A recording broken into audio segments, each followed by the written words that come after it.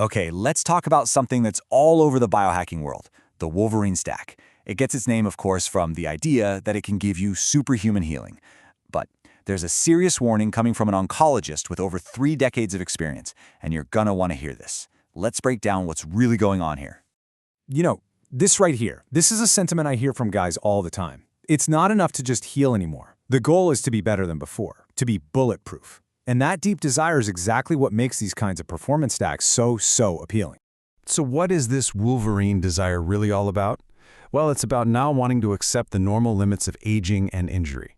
You've got a nagging injury, a torn muscle, and you just want it gone, yesterday. And that drive is pushing a lot of people past what their doctor tells them and deep into the world of online unconventional solutions. And when you go looking online, this is what you find, the Wolverine Stack.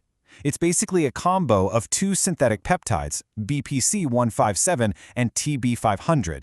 Now, on the surface, the logic seems pretty solid, right? If one healing peptide is good, then stacking 2 of them must be amazing. Well, it turns out it's a whole lot more complicated than that. To really get what's happening, you have to peel back the layers of hype and look at what these peptides are actually telling your body to do.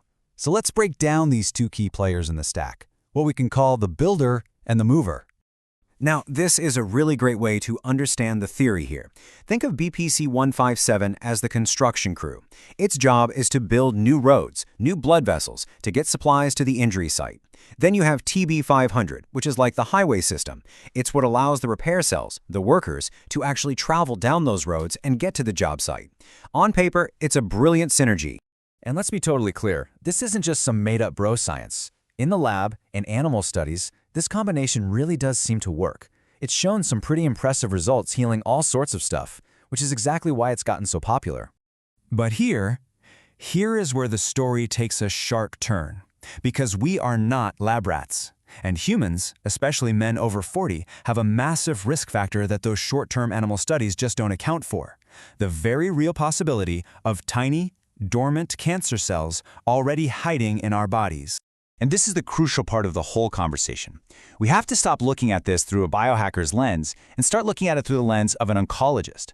Because when a doctor who has spent 30 years fighting cancer hears words like growth and cell migration, they mean something very different. This quote from Dr. Kumar just hits the nail on the head. It reframes the entire idea of safety. For a biohacker, safety is often just, hey, did I feel sick right after I took it? But in medicine, real safety is a long-term question. Did this thing I just did increase my chances of being dead in a decade? It's a profoundly different way of thinking. Okay, so let's connect the dots here. For a solid tumor, think prostate cancer, colon cancer, to go from being a tiny, harmless cluster of cells to a life-threatening problem, it really only has to do 2 things. And boom, there it is. This is the danger in plain sight. The 2 exact mechanisms that the Wolverine Stack is designed to supercharge are the exact same pathways that a cancer cell uses to become deadly. BPC-157 helps with angiogenesis, which can feed a tumor. And TB-500 promotes cell migration, which is literally how cancer spreads or metastasizes. You could be giving a hidden enemy the super soldier serum it needs to win. Let's just focus on TB-500 for a second, because this is the real problem child. The protein it's based on is critical when we're developing in the womb. But in an adult, high levels of it are a classic sign of very aggressive tumors. Why? Because it tells cancer cells to get up and move. When you inject TB-500, you are flooding your entire system with that exact "it's time to spread" signal. And if you think this is just some far-off theoretical risk, look at this number, 30%. Autopsy studies have shown that about 1 in 3 men over the age of 50 already has tiny, microscopic prostate cancer cells. They're just sitting there, dormant, not causing any problems. But what do you think happens when you hit them with a powerful signal to grow and move?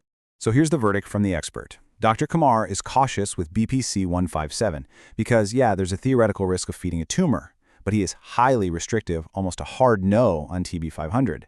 And it's because its primary function directly copies the way cancer spreads. For a healthy 22-year-old, the risk is probably tiny. But for a 52-year-old, it's a totally different ball. But hold on, because the danger doesn't actually stop with the biology. As if the cancer risk wasn't enough to worry about, there's another, more immediate problem. Where in the world are you actually getting this stuff? It's not just about what's supposed to be in the bottle, it's about what else is in there. So because these peptides aren't approved for human use, they're sold on this gray market, labeled for research purposes only.